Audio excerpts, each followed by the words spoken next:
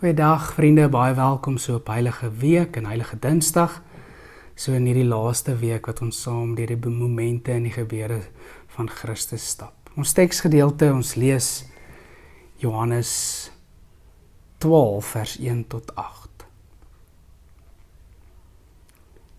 Ek lees graag vir ons. 6 dae voor die Paasfees het Jesus na Betanië toe gekom, waar Lazarus wat hy uit die dood opgewek het, gewoon het. Daar het hulle vir Jesus 'n ete gegee, Martha het bedien en Lazarus was een van die wat saam met hom aan tafel was.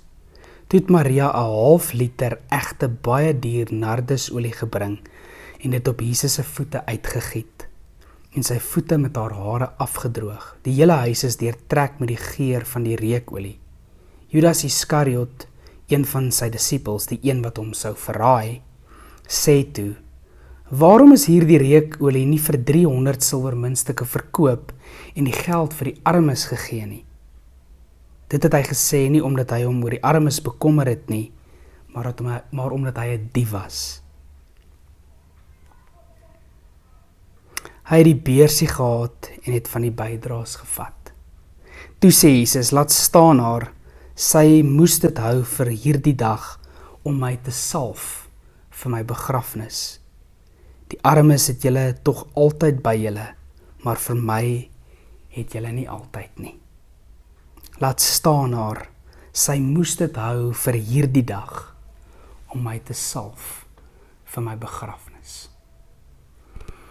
Verbeel jouself, miskien dalk wil jy die teks 'n tweede keer lees, of miskien wil jy hom dalk net hier stop en weer om van voor af begin, en net vir 'n oomblik dit verbeel. Jy bevind jouself in 'n huis, in hierdie huis in Betanië, die kamer is warm van die teenwoordigheid van vriende en mense wat saam eet.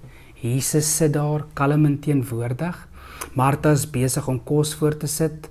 Lazarus, die een wat uit die dood uit opgewek het, sit stil en luister. En dan ewe skielik breek Maria fles oop en 'n oorweldigende geur vul die kamer. Jy sien hoe sy neerbuig by Jesus se voete. Haar hare losmaak en met diep toewyding die kosbare olie oor hom uitgiet. Die kamer is stil behalwe vir die fluister van mense se asems wat ingehou het vir hierdie duur nardusolie. Elke familie die waarde kon wees van 'n familie se neseier, so waardevol. Dan verbreek 'n stem die stilte. Judas is geïrriteerd en hy kla oor hierdie vermorsing.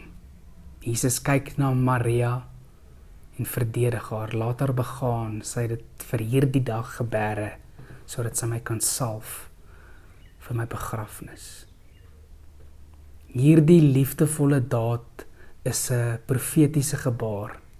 Sy eer Jesus en sonder dat sy weet hoe naby sy werklike lyding is. Wil jy vir 'n oomblik jou oë sluit en stel jou voor, jy is 'n ongesiene, denkbeeldige getuie in daardie vertrek. Jy hoor die geldstukke klingel in Judas se hande. Hoe voel jy? Is jy geskok of voel jy dalk 'n onheilspellende wete van wat voorlê? Draai dan vir 'n oomblik jou verbeelding na Jesus. Hy weet presies wat besig is om te gebeur. Hy weet Judas gaan hom binnekort verraai. En tog, as hy hom vanaand sou sien, sou sy oë steeds vol liefde wees. Sy genade is selfs vir die wat hom verloon en verraai. Watter liefdesdaad kan jy vir Jesus bring? Dalk jou tyd, jou aandag, gehoorsaamheid. Is daar iets wat ons dalk vasklem wat ons nie graag wil gee nie? Dis te kosbaar, dit is te veel werd. Maar hoe kan jy, wat is daai ding wat jy kan sê, maar nee, ek kan dit laat begaan. Christus is vir my meer werd. Mag jy, soos wat jy deur hierdie week verder reis, ook die Here se nabyheid baie intiem en naby aan jou beleef. Baie dankie, Here. Ons leef onsself in hierdie gebeure en ontmoet ons. En wil U deur die Gees ons naby wees. Amen. Seën vir jou tot 'n volgende keer.